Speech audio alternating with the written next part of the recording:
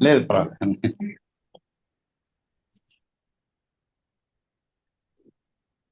మనకి ఇక్కడ 3వ అధ్యాయంలో కూడా భారతదేశం గురించి చాలా చక్కగా వర్ణించబడింది అనమాట.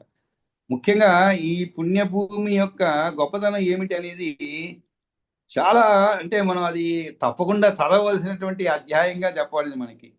ఇక్కడ ఈ ప్రదేశం నుంచే జీవులు శుభకర్మలు ఆచరించి తద్వారా స్వర్గాన్ని చేరుతారని, లేదా ముక్తిని పొందుతారు, పాపకర్మలు కావించి తిర్యజ్ఞోనులు ఎంత జన్మిస్తారు, ఇవన్నీ కూడా మనకి ఈ 3వ అధ్యాయంలో చెప్పబడింది అనమాట. అంతః సంప్రాప్యతే స్వర్గో ముక్తిమ ముక్తిమస్మాత్ ప్రయాంతి వై తిర్యక్తం నరకం చాపి యాంత్యంతః పురుషామునే ఇద స్వర్గచ్చ మోక్షశ్చ మధ్యశ్చాంతశ్చ గమ్యతే నఖల్ అన్యత్రవత్యానాం కర్మభూమౌ విధీయతే అని భారతదేశం గురించి కూడా చాలా చక్కగా చెప్పబడింది. ఇప్పుడు మనకి ఈ ప్లక్షాది దీపవర్ణం గురించి ఒక్కొక్క శ్లోకాలు కూడా చెప్పుకుంటూ పోదాం. ఇక్కడ చారోదేన యథా దీపో జంబూ సంజ్ఞో అభివేష్టిత, అంటే లవణ సముద్రంచే ఏ రీతిగా జంబూ ద్వీపం అనే పేరు గల దీవి చుట్టబడి ఉందో, అంటే అంత ముందే చదువుకున్నాం మనం ద్వితీయాంశంలో 3వ అధ్యాయంలో జంబూ ద్వీపం సమావృత్య లక్ష్య యోజన విస్తరణ. ఇక్కడ ఈ లవణ సముద్రంచే ఏ రీతిగా జంబూ ద్వీపం అనే పేరు గల దీవి చుట్టబడి ఉందో బాగా గమనించాలండి. ఏది దేనితో చుట్టబడి ఉంది? లవణ సముద్రంచే ఏ రీతిగా జంబూ ద్వీపం అనే పేరు గల దీవి చుట్టబడి ఉందో అదే రీతిగానే ఉప్పు నీటి సముద్రం చుట్టూ లక్షద్వీపం అనే దీవి ఉంది. అంటే ఇక్కడ ఉప్పు నీటి సముద్రం చుట్టూ అంటే ఏమిటి? ఈ జంబూ ద్వీపం తరువాత లక్షద్వీపం కూడా ఉన్నది. సంవేశ్చ క్షార ఉదదిం అంటే క్షార ఉద అంటే ఉప్పు నీటి సముద్రం అనమాట. ఉదది అంటే లక్షద్వీప తదా స్థిత, లక్షద్వీపం ఉన్నది అని. కాబట్టి లక్షద్వీపం ఎక్కడ ఉన్నది? ఆ ఉప్పు నీటి సముద్రాన్ని చుట్టి లక్షద్వీపం ఉన్నది అని పరాశర మహర్షి మైత్రికి చెప్పడం మొదలుపెట్టారనమాట. అంటే జంబూ ద్వీపం చుట్టూ లవణ సముద్రం ఉంటే ఈ లవణ సముద్రము సముద్రం చుట్టూ లక్షద్వీపం అనే దీవి ఉన్నది అని చెప్పాలి. ఆ తర్వాత జంబూ ద్వీపస్య విస్తార శతసాహస్ర సంహిత సయేవ ద్విగుణో బ్రహ్మన్ లక్షద్వీప ఉదాహృత.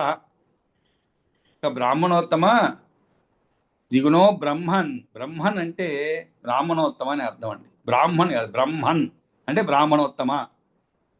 జంబూద్వీప విస్తీర్ణం 1,00,000 యోజనాలు కదా. జంబూద్వీపస్య విస్తార శతసాహస్ర సంహిత. శతసాహస్రం అంటే ఏమిటి? 1000. శతం అంటే 100, అంటే 1,00,000 యోజనాలు అనమాట. ఈ 1,00,000 యోజనాలు కదా, దానికి రెట్టింపు విస్తీర్ణం కలది సయైవ ద్విగుణో బ్రహ్మన్. ద్విగుణం అంటే ఏమిటి? ద్విగుణం అంటే రెండింతలోనే అర్థం అండి. అంటే 1,00,000 అంటే ఇంకో రెండింతలో 2,00,000. కాదు, ఆ విధంగా దానికి రెట్టింపు విస్తీర్ణం కలది ఏమిటి? లక్షద్వీపం అని చెప్పబడుతున్నది.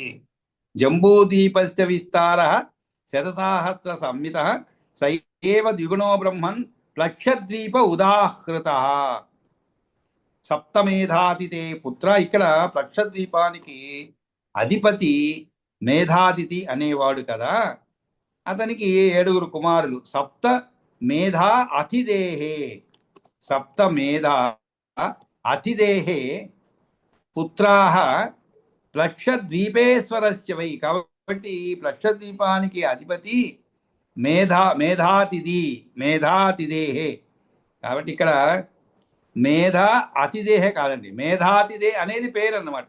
కాబట్టి మేధా అతిదే అని మనం విడదీయకూడదు, తప్పది. ఇక్కడ ప్రింట్ అలాగే పడింది మేధా అతిదే అని, కానీ మేధాతిదే అనేది పూర్తి పేరు అన్నమాట అది. కాబట్టి సప్త మేధాదితేహ పుత్ర. మీరు లేకుంటే ఏమవుతుంది? మేధా అతిదేహ అంటే అతిథి పుత్రులని పోతుంది, కానీ అలా కాదు. సప్త మేధాతిదేహ పుత్రాహ అంటే మేధాతిథి అనేవాడు కదా, అతనికి 7 కుమారులు. లక్షద్వీపేశ్వరస్య వై. అందు జ్యేష్ఠుడు శాంతహయుడు. జ్యేష్ఠ శాంతహయో నామ శిశిర. తద్ అనంతరం అంటే అతని తరువాతి వాడు ఎవరు? శాంతహయుడు అని. తరువాతి వాడు శిశిరుడు. శిశిర తద్ అనంతరం అంటే 3వ వాడు అని అర్థం అంటే 1వ వాడు 2వ జ్యేష్ఠుడు అలా చెప్పకుండా శాంతహయుడు తరువాతి వాడు శిశిరుడు, జ్యేష్ఠుడు వచ్చి శాంతాయుడు, ఆ తరువాతి వాడు శిశిరుడు, ఆ తరువాతి వాడు సుఖోదయుడు. సుఖోదయత్తదా ఆనంద శివక్షేమక ఏవచ. ఇక్కడ మాత్రం వరుసగా ముగ్గురు పేర్లు చెప్పేశారు. తరువాతి వాడు సుఖోదయుడు అని చెప్పి సుఖోదయ తథా ఆనంద, ఆ తర్వాత ఆనందుడు, శివ శివుడు, క్షేమక ఏవచ క్షేమకుడు అనేవారు, ధ్రువశ్చ సప్తమ తేషాం. సప్తమ అంటే ఏడోవాడు, జ్యేష్ఠ అంటే జ్యేష్ఠుడు, సప్తమ షష్టమ అష్టమ అంటే ఎనిమిదవ వాడు. ఇక్కడ ఏడవ వాడు ఎవరు? ధ్రువుడు. ధ్రువశ్చ సప్తమ తేషాం, వారిలో ఏడవ వాడు ధ్రువుడు. వారు ఏడుగురు లక్షద్వీపానికి అధిపతులయ్యారు. లక్షద్వీపానికి అధిపతులు అంటే ఏమిటి? మొత్తానికి ఈ 7 మంది అంటే ఆ 7 మంది ఒక్కొక్క ప్రాంతాన్ని కూడా పరిపాలించారు అనేటువంటి విధంగా చెప్పబడింది అనమాట. కాబట్టి వీరు అందరూ కూడా ఈ లక్షద్వీపానికి అధిపతులే. కాకపోతే ఒక్కొక్కరికి ఒక్కొక్క రాజ్యం ఇవ్వబడిలాగా డివిజన్ చేశారనమాట ఆ ద్వీపాన్ని ఈ 7గురికి. అది ఎలాగా అంటే, పూర్వం శాంతహయం వర్షం శిశిరం సుఖదం తథా. వారు పరిపాలించిన వర్షాల్లో మొదటిది శాంతహయ వర్షం, తరువాతది వరుసగా శిశిర వర్షం, సుఖద వర్షం, ఆనందం చ శివం చైవ క్షేమకం ధ్రువమేవ చ. ఆనందం చ శివం చైవ, శివవర్షం, క్షేమక వర్షం, ధ్రువ వర్షం అనేవి అన్నమాట. వర్షం అంటే ఇక్కడ ప్రాంతం అని అండి, అంటే రాజ్యం అని చెప్పుకోవచ్చు మనం. వర్షం అంటే మామూలుగా వర్షం కాదు, ఆ ప్రాంతం అని చెప్పుకోవచ్చు. అంటే 7 మందికి డివైడ్ చేయబడింది అనమాట. కాబట్టి వారు పరిపాలించేటువంటి ఆ రాజ్యాన్ని పరిపాలించిన వర్షాల్లో మొదటిది శాంతహయ వర్షం. పూర్వం శాంతహయం వర్షం శిశిరం సుగతం తదా, తర్వాత వరుసగా శిశిర వర్షం, ఆనందం చ శివం చైవ క్షేమకం ధ్రువమేవ చ. సుగత వర్షం, ఆనంద వర్షం, శివవర్షం, క్షేమక వర్షం, ధ్రువవర్షం అనేటువంటివి అనమాట. మర్యాదాకార తేషాం తథా అన్నే వర్షపర్వత. మునిశ్రేష్ఠ వాటికి సరిహద్దులు ఏర్పరిచే మిగిలిన వర్ష పర్వతాలు కూడా 7. వాటి పేర్లను ఆలకించని చెప్తున్నారు. అంటే ఏమిటి? ఇక్కడ పర్వతములు ఉన్నవి, ఆ పర్వతానికి ఇటువైపు కొన్ని రాజ్యము, ఒక రాజ్యము, అటువైపు ఇంకొకటి ఏరియా అన్నమాట. అంటే ఇప్పుడు హిమాలయాలకు ఇటువైపు మనం ఉన్నాం, అటువైపు వేరే రాజ్యాలు ఉంటాయి అన్నమాట.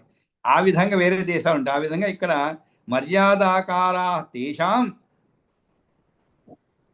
తథా అన్నే వర్షపర్వతాః. కాబట్టి వాటికి సరిహద్దులు ఏర్పరిచే మిగిలిన వర్షపర్వతాలు. సప్తైవ తేషాం నామాని శృణుష్వ ముని సప్తమ. వాటి పేర్లు కూడా 7 పేర్లు ఉన్నాయన్నమాట. అంటే ఆ పర్వతాల పేర్లు అనమాట. ఆ 7 పేర్లు ఏమిటి నీకు చెప్పబోతున్నానో వినమని చెప్తున్నాడు ముని శ్రేష్ఠ. వాటి సరిహద్దులు ఏర్పరిచే మిగిలిన వర్షపర్వతాలు. వాటి పేర్లు గోమేధశ్చైవ చంద్రశ్చ నారదో దుందుభిః తథా సోమకః సుమనాశ్చైవ వైభ్రాజశ్చైవ సప్తమః. గోమేధశ్చైవ చంద్రశ్చ నారదో. ఇది గోమేధము, చంద్రము, నారదము, దుందుభి, సోమకం, సుమనసం. 7వదైనటువంటిది వైభ్రాజం. సోమకః సుమనాశ్చైవ వైభ్రాజకశ్చైవ సప్తమః. సప్తమ అంటే 7వది. వైభ్రాజకశ్చైవ సప్తమః అంటే వైభ్రాజకము అనేది 7వది అని అర్థం. వర్షాచలేషు రమ్యేషు సర్వేష్వేతేషు చ అనఘా వసంతి దేవ గంధర్వ సహితాః శతం ప్రజాః. ఇక్కడ ఈ యొక్క 7 పేర్లు చెప్పి అక్కడ ఉండేటువంటి ఆ వర్ష పర్వతాల పైన, ఆ సుందర వర్ష ప్రదేశాల్లోనూ ఎటువంటి వారు ఉంటారు? వర్షాచలేషు, వర్ష అచలేషు అని అర్థం అండి. వర్ష అచలేషు అంటే అచలం అంటే పర్వతం అని అర్థం అండి. కాబట్టి ఈ దీవిలో రమ్యములైన ఈ 7 పర్వతాల పైన కూడా ఎటువంటి వారు ఉండేది? రమ్యేషు సర్వేషు ఏతేషు చ అనగాహ. ఒక దాంట్లో కాదండి, 7 పర్వతాల పేరు చెప్పబడింది. వీటిలో 7 పర్వతాల పైన కూడా, అంటే ఈ సమస్త వర్ష పర్వతాల పైన, సర్వేషు అంటే అన్నిటిలోనే అర్థం, ఏతేషు వీటి అంటే ఈ వర్ష పర్వతాల పైన చ అనగాహ. అనఘ అంటే పాపరహితులు అని అర్థం. అనఘ అంటే ఈ మధ్యకాలంలో ఈ పేరు కూడా చాలా మంది తమ పిల్లలకు పెట్టుకుంటున్నారు. అనఘ అనేటువంటి లక్ష్మీదేవి కూడా పేరుంది అనఘ. అనఘుడు అంటే పాపము లేనటువంటి వాడు, పాపరహితుడు, ఎటువంటి పాపం చేయనటువంటి వాడు అనఘుడు అంటారు. అనఘ అంటే స్త్రీలింగంలో లక్ష్మీదేవి కూడా ఆ పేరు వస్తుంది. అది అందుకనే చాలా మంది ఆ పేరు పెట్టుకుంటున్నాడు ఈ మధ్య కాలంలో. ఇంతకుముందు పూర్వకాలంలో పేర్లకును ఇప్పటికి చాలా మార్పులు వచ్చేసిందండి. అంటే కొన్ని పేర్లు వాడు అదే విధంగా వెతికి వెతికి వెతికి పట్టుకొని మయూఖ మయూఖ అనే పేరు కూడా చాలా పాపులర్ అయిపోయింది ఈ మధ్య. మయూఖ అంటే సూర్యరశ్మి, సూర్యకిరణం అనే అర్థం అండి. కానీ మనం కొంచెం డిక్షనరీ వెతుక్కోవాల్సిందే అన్నమాట ఈ పేర్లు. కానీ మంచిదే అది. కాబట్టి మొదట్లో కాస్త ఎబ్బెట్టుగా ఉండొచ్చు, కానీ తర్వాత తర్వాత అర్థం తెలిసిన తర్వాత మనం కూడా మంచి పేరు అనిపిస్తుంది అనమాట మనకు కూడా. ఆ విధంగా ఇక్కడ వర్ష అచలేషు రమ్యేషు సర్వేష్వేతేషు చ అనగా వసంతి దేవగంధర్వ సహితా చరతం ప్రజా.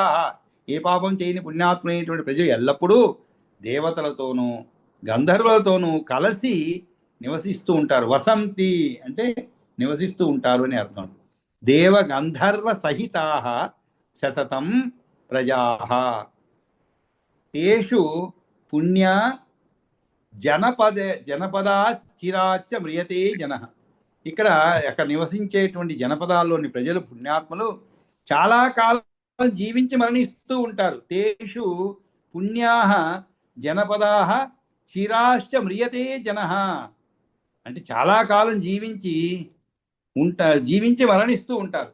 అచ్చడి జనాలకు నా అధయో వ్యాధయో అంటే జనాలకు ఆది వ్యాధులు ఉండవు.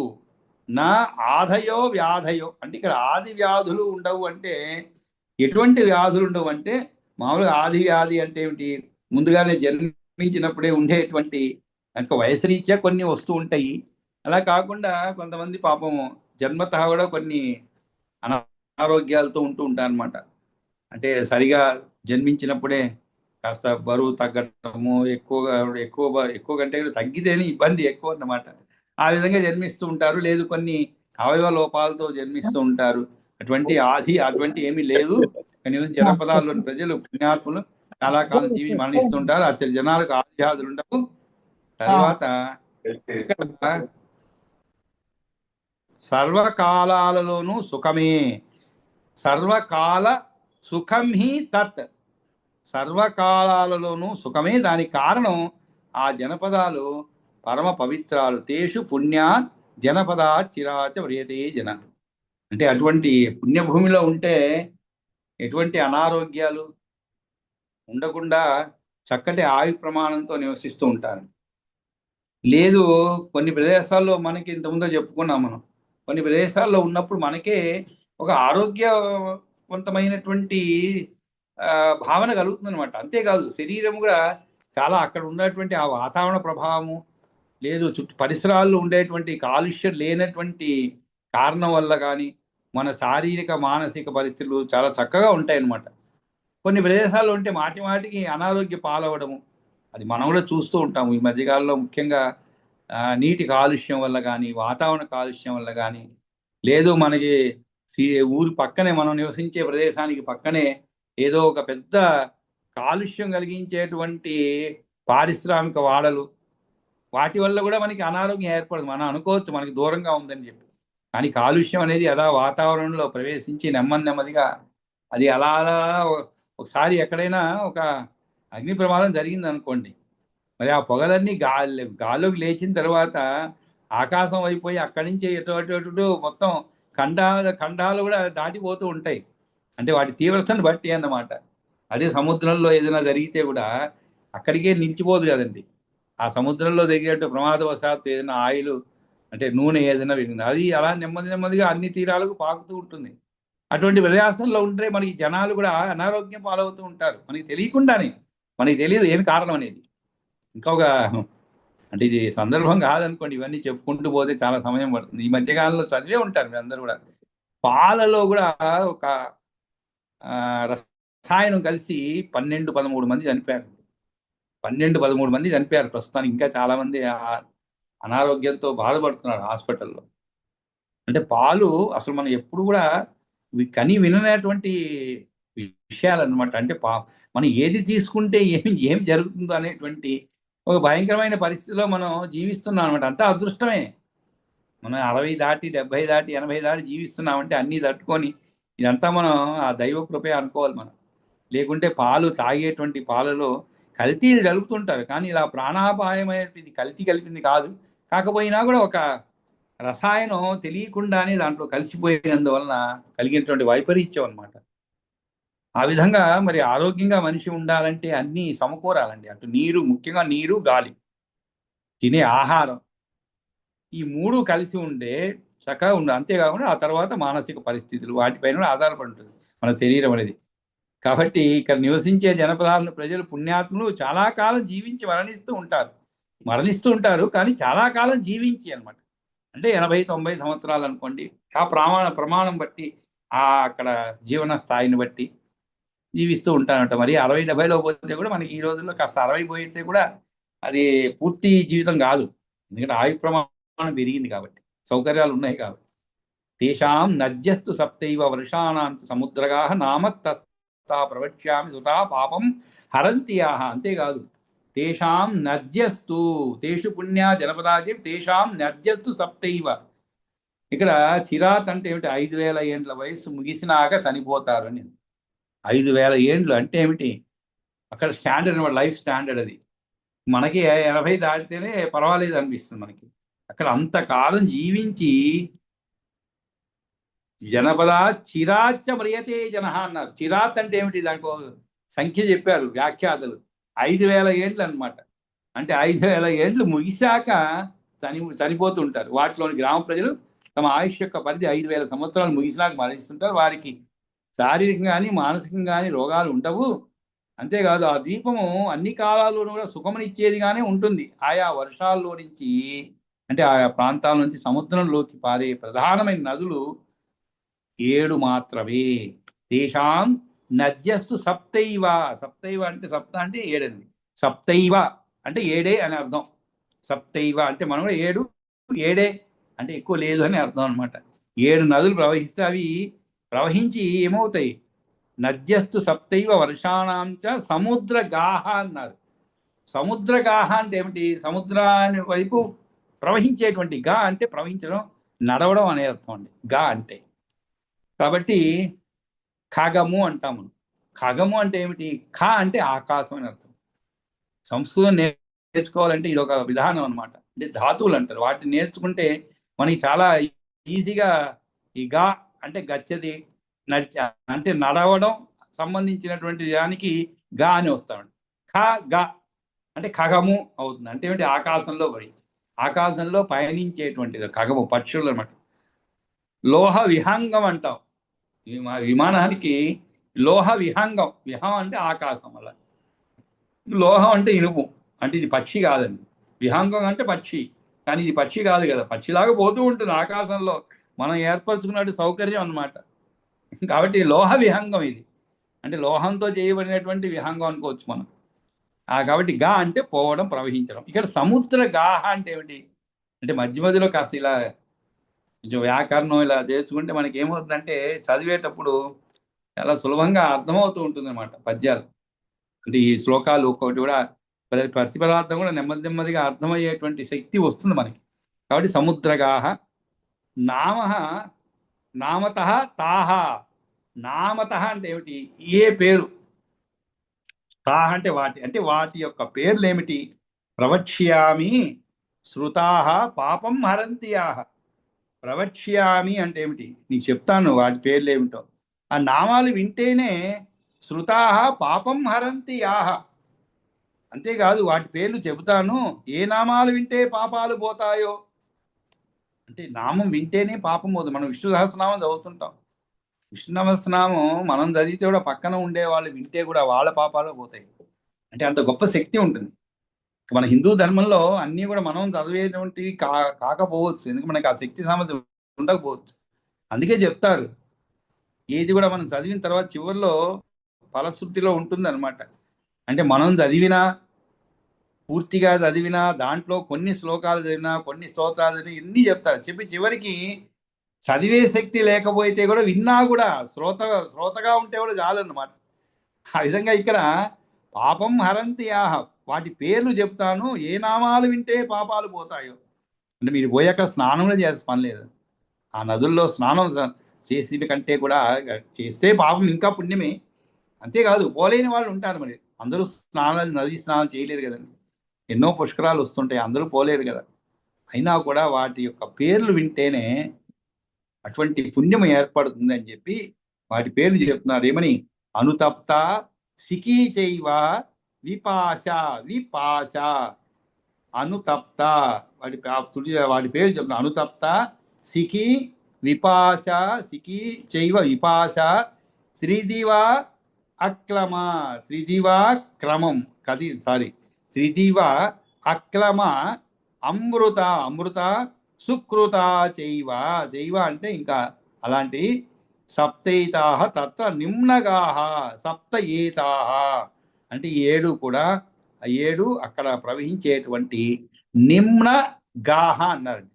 నిమ్న అంటే పల్లమని అర్థం. గాహ అంటే ఏమిటి? మళ్ళీ ఇందా చెప్పుకున్నాం మనం, సముద్ర గాహ. ఇక్కడ నిమ్న గాహ అంటే ఏమిటి? నిమ్న అంటే కిందికి పోయేది అనమాట.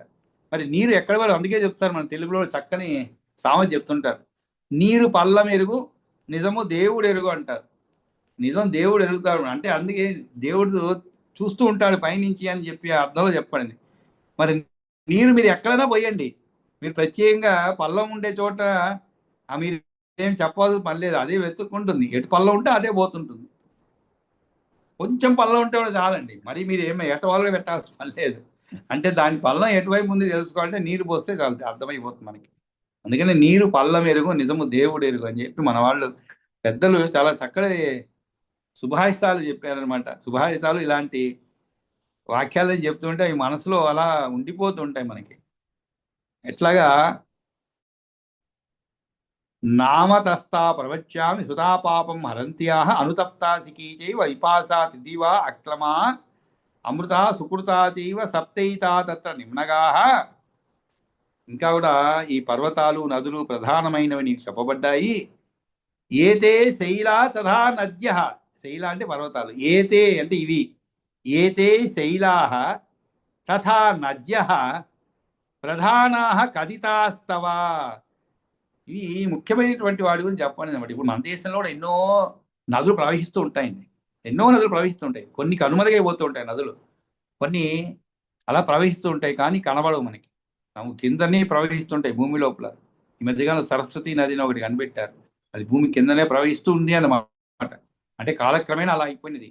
అలా కొన్ని నదులు ఎండిపోతూ ఉంటాయి, మళ్ళీ వాటి మార్గాలు మార్చుకుంటూ ఉంటాయి కొన్ని. అది కొన్ని మానవుల తప్పిదాల వల్ల కూడా అలా మారుతూ ఉంటుంది.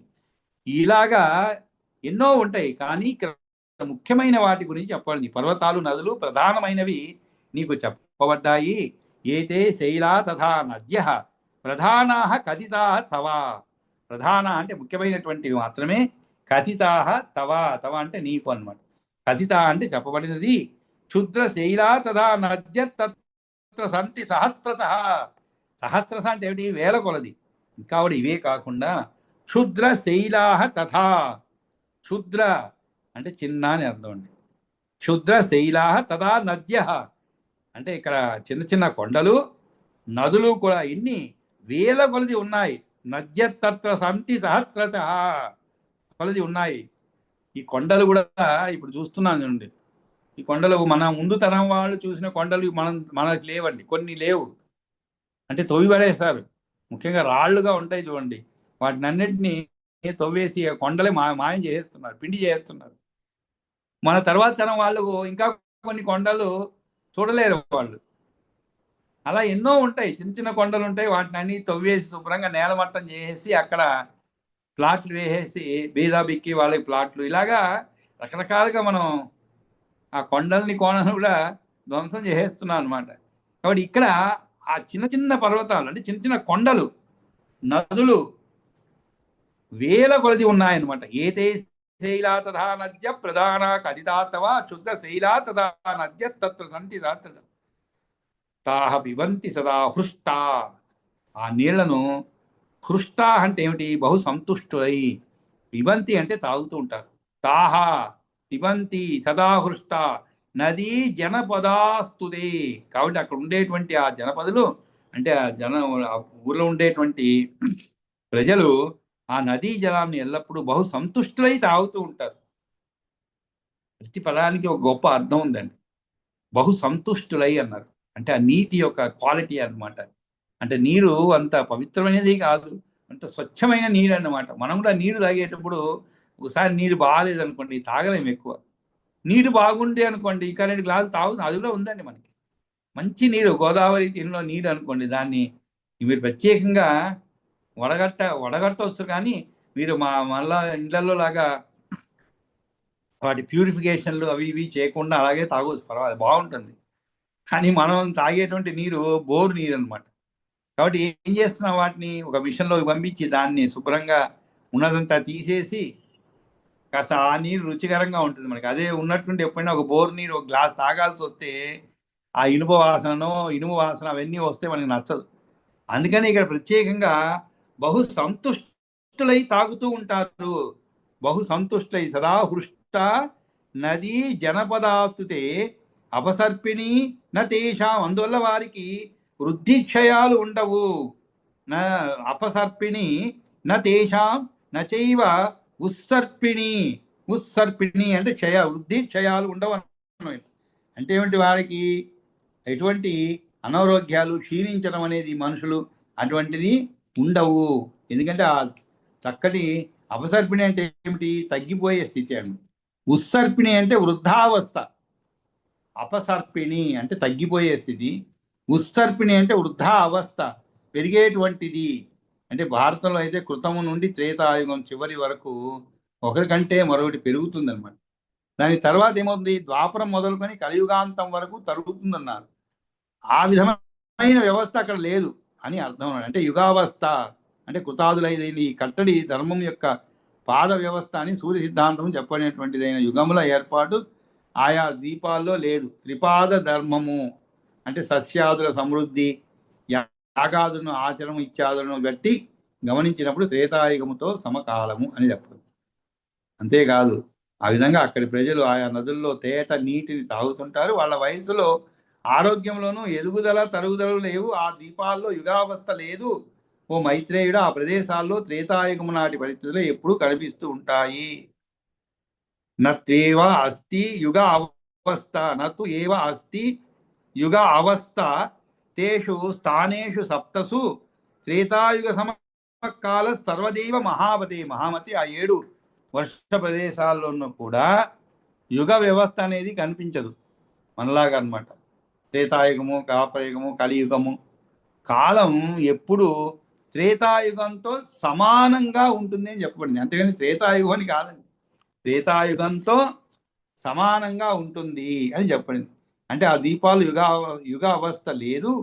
ఓ మైత్రేయుడు, ఆ ప్రదేశాల్లో త్రేతాయుగం నాటి పరిస్థితులు ఎప్పుడూ కనిపిస్తుంటాయి.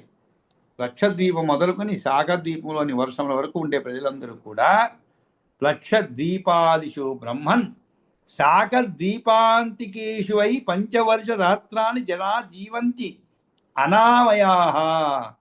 అనామయం అంటే ఏమిటి, రోగము, అనారోగ్యం అని అర్థం. అనారోగ్యం.